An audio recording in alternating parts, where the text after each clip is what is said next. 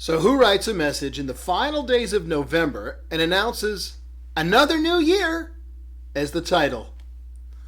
Well, it's got to be someone who's totally lost their mental marbles or someone who's using a different calendar. Well, this morning, I'll explain why today is New Year's Day and why you should care. Welcome to Mornings with Bishop Robert. Thanks for joining me as we begin the new year. Happy New Year! You know, my goal is to introduce people to the Jesus they never knew and help them get to know Him and His Word personally and better. So if our time together today speaks to your heart, let me invite you to like, subscribe, and share it with a friend. Also, join our email list. You'll get a free copy of my book, Count to One, and then you'll also get added to our daily email that sends Mornings with Bishop Robert directly to your inbox every day. You'll get lots of other great benefits too, so click the link in the description. Well, you may have read my New Year title and thought to yourself, the bishop's off his rocker. Why would he be wishing someone Happy New Year in November? Well, it's because there are more calendars than just our standard Gregorian one. Now that calendar, of course, begins on January 1st. The Jewish calendar begins on Rosh Hashanah, which occurs in the August or September time frame. Calculating New Year's Day on the traditional Chinese calendar, which is still used by a staggering 2 billion people, is a pretty complex process. So the date of Chinese New Year falls on a different day every year. But the church also has a calendar. And it begins with Advent, the period of preparation for our celebration of Christ's birth. Yep, the season of Advent begins today. And with it, a new church year. So Happy New Year. Well, today's verse talks about something else that's new.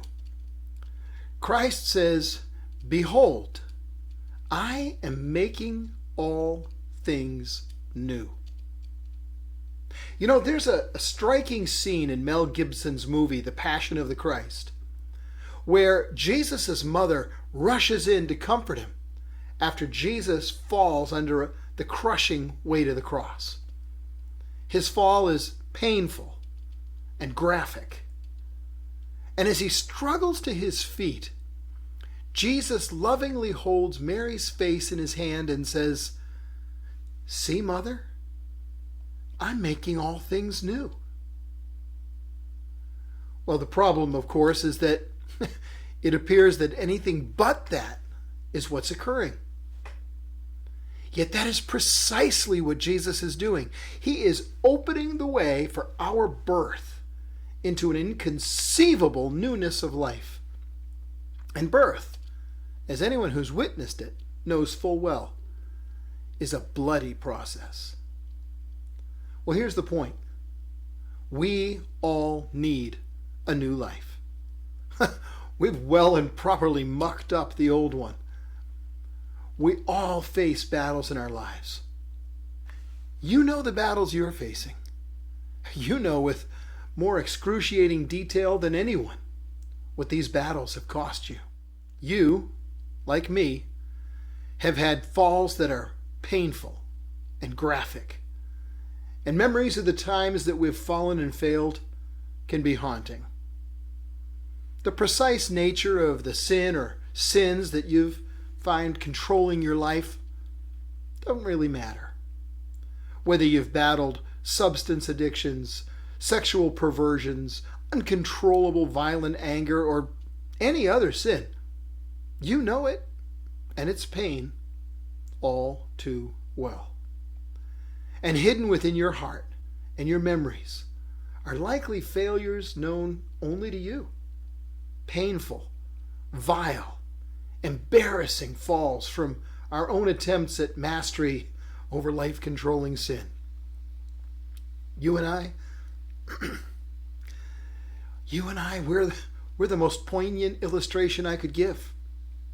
Because we all need a new life. You know, sin's very much akin to the siege of a city. Now, a siege intends to cut off all access to resources and destroy its enemy bit by bit until all will to resist has been overcome. Surrender leads to total mastery, and most often, rapid death. But in battle after battle throughout history, stories of siege end with the arrival of reinforcements.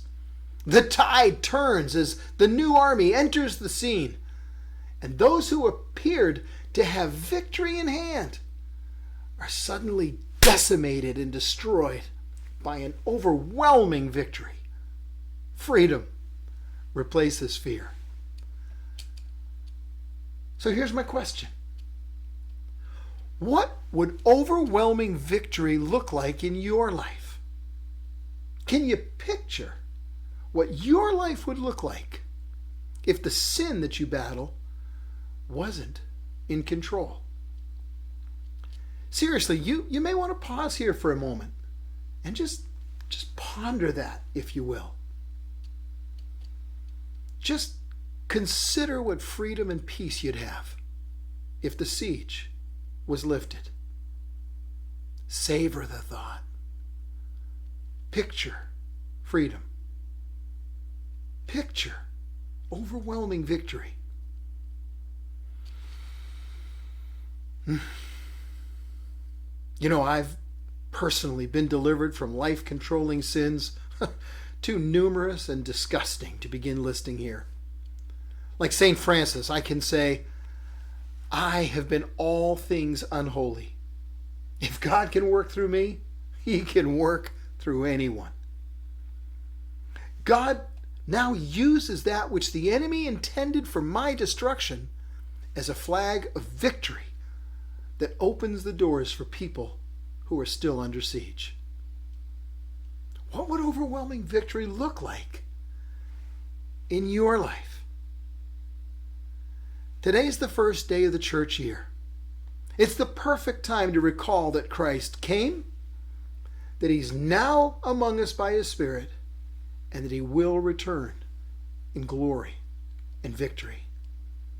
Advent is the proclamation that He makes all things new. Wouldn't you like it to be a year of overwhelming victory for you? It can be. Because God's promise is as alive as He is. His power's not diminished. Many stories of siege end with the arrival of reinforcements. The tide turns as the new army enters the scene. Christ can and does bring overwhelming victory into the lives of those who call on Him. Christ's power does change lives. He really does make all things new. I'm a living testimony, and you can be as well. Got great news for you. The reinforcements you've needed have arrived. Behold, He's making all things new. Happy New Year. Well, we're way over time again today, but I've still got to ask you to help me introduce people to the Jesus they never knew and help them get to know Him and His Word personally and better. Please like this video, help more people see it, and click follow or subscribe so that you and I can get together every day. Don't forget to click the link in the description. You'll get a free copy of my book, Count to One. And one more thing. Share this video with a friend, would you? Because as you do, you're part of the team touching more than 1 million hearts all over the world with the love of Jesus. Thank you for helping.